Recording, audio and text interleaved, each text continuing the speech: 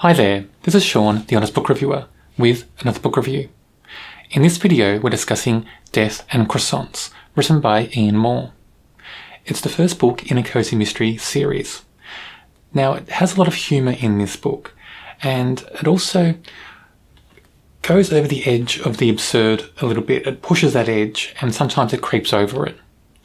Also in this book, I think the author's heavily influenced by British comedy. British TV comedy, maybe shows like Fawlty Towers and Keeping Up Appearances. I get that impression in this book. And that's okay, I don't mind those comedies. I'm a fan of British comedy, but I'm not sure how well it worked in this story. This book was okay. It wasn't perfect, it wasn't fantastic, but it was enjoyable. Our main character, Richard Ainsworth, has a quiet life. He runs a bed and breakfast. He's also got his chickens. He enjoys his chickens, and he names his chickens after movie stars, after historical movie stars. He enjoys old movies, and he enjoys whiskey. So his life is quite stable. He enjoys it. He just goes from day to day enjoying the things he likes to enjoy. That's about to change, and quite quickly. How? Well, an elderly person who's staying at the bed and breakfast goes missing, just vanishes during the night. All that's left is a bloody handprint on the wall and some broken glasses, spectacles. Nothing else. No other clues to where he's gone, what's happened to him. So it's quite a mystery. Another guest is coming to stay during that morning as well, Valerie Diorke. She's flamboyant, she's loud, she's colourful, she's persuasive, and for some reason she's interested in the missing guest, the elderly guest who's gone missing the night before. She's also interested in the bloody handprint and the broken spectacles.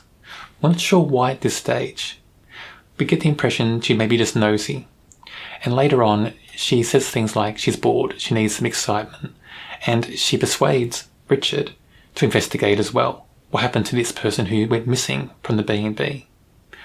How does she persuade Richard? Just by saying things like, your life needs to be more exciting. How can you stand no excitement in your life? That sort of thing. And Richard just feels maybe a little bit weak, and he decides to tag along, or he gets persuaded to tag along, or forced to. Sometimes you feel that as well. And he feels like a reluctant investigator. That was interesting in this cozy mystery. The main character in a cozy mystery usually investigates because they want to, they feel they have to, and they don't feel reluctant doing so. But Richard does feel reluctant. He feels a bit put out. He feels like, he's got other things to do. Why should he spend his time doing this? And he feels that throughout the book, and we get that impression through this character. So as they start to investigate, Valerie doesn't want to include the police. And this should have been a red flag. Why not include the police? Why not let the police know that somebody's gone missing, especially somebody who's elderly? But she doesn't want to. She says things like, there's not enough clues to go on. They don't have enough information. They need to find out more things, then they can go to the police. And Richard believes that. He agrees with that. And we're not sure why at that stage Richard agrees with that. Maybe he just doesn't want negative exposure to the B&B. Doesn't want negative reviews. He wants people to keep coming so he can earn his money. Maybe that's the reason. So anyway, what ensues in this book is an investigation. They meet a lot of quirky characters through the investigation, and I think it's over-egged. I think there's too many quirky characters. I think every character is almost written to be quirky in many ways, not just one way. And when you have a book full of quirky characters, it just feels like it's overdone. And when you're reading it, when I'm reading it anyway, I just start to roll my eyes, thinking, okay, another character that's quirky, another character that's just absurd, bordering on absurd, creeping into absurd territory as well with many of the characters. It just felt too many characters that felt just too over the top and too overdone. The mystery itself was enjoyable. It felt put together quite strongly. It wasn't perfect, and I think it's because of those characters that are too quirky all the time. They pull you out of the mystery a bit. I did enjoy Richard as a character.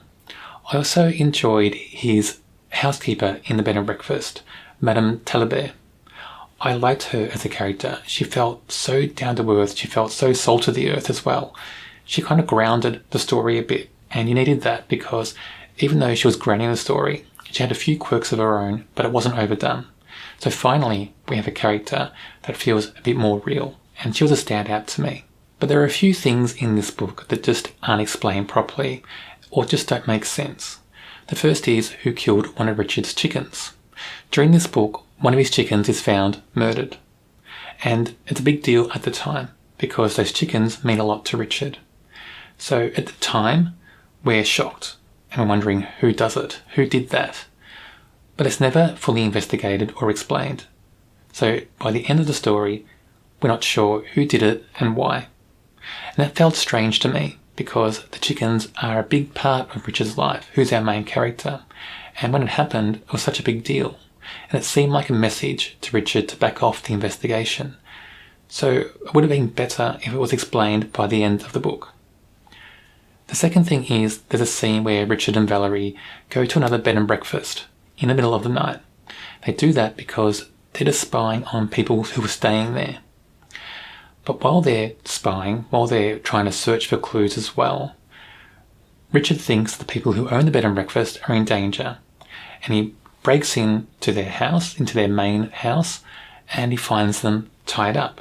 It's never explored, or it's never made a big scene of why he's there in the first place in the middle of the night.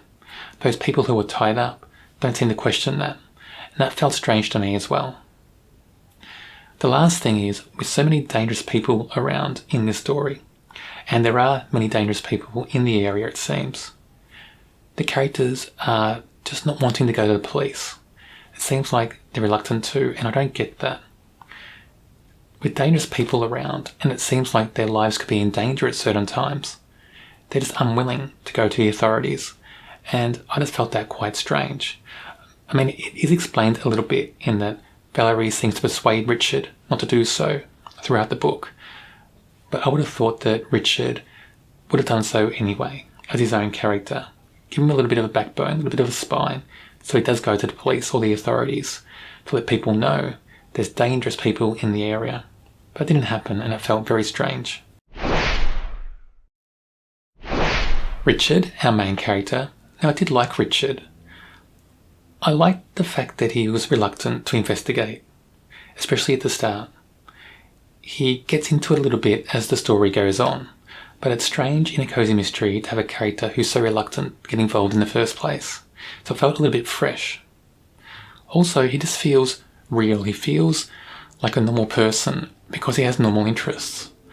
And as all the characters go in this book, he has these little quirks, but they're not over-the-top quirks. So he feels a little bit more grounded, a little bit more real. So overall, I did like Richard. I thought he was an okay character. Valerie.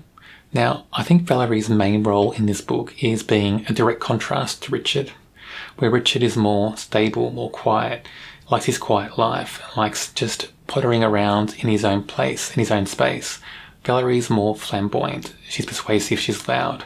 So I think they have that direct contrast, and it does work okay in the story. But with Valerie, I think it's a character where less would have been more. She's too quirky, too flamboyant. I think toned down a little bit, she would have felt more real. Because in this book, she doesn't feel that real. She feels like a bit of a caricature, and that disappointed me because she's one of the main characters in this story. It would have been better if the author took some time to just tone some things down and craft a more real character in this book. Madame Talibert, who's the housekeeper in Richard's bed and breakfast, I like this character very much, and for me, she's a standout character, and I think she deserves more pages in the story. She just feels so down to earth, so real salt of the earth, and one thing I like about her is she has no filter. She says what's on her mind all the time. That was kind of refreshing. She kind of felt like this protector, this rock for Richard as well, in the bed and breakfast. She doesn't go out of her way to go outside the bed and breakfast very much, but she just feels like she's always there, that when Richard needs her, she's there. And I just like her observations and her one-liners in the story. I think the author used her very well in this book, but I just wish she was used more often in the story. As the first book in a series, I'm not sure if it does enough to make me want to read more in the series. It's an okay book, better than average, but it's not wonderful. And I think with so many quirky characters, it reminds me a lot of books in the vein of the Stephanie Plum series by Janet Evanovich, where everything's so quirky and over the top all the time. And you get sick of books like that. You want books that have characters that have balance. You want the whole story itself to have some balance. You want some grounding into the real world, or what's the real world in this book. And this book just felt like it didn't have that. Had it in some characters, in small parts, but for much of this book, it feels like it's just bordering on the absurd. It feels like a farce, really. I rated it a 3 out of 5. It's an okay book. It's not wonderful. I might read more in the series, but I wouldn't rush to do it. On my channel, I do review many cozy mysteries. If you like cozy mysteries, check out my channel and subscribe. There's a cozy mystery playlist on my channel. It should be on the screen now.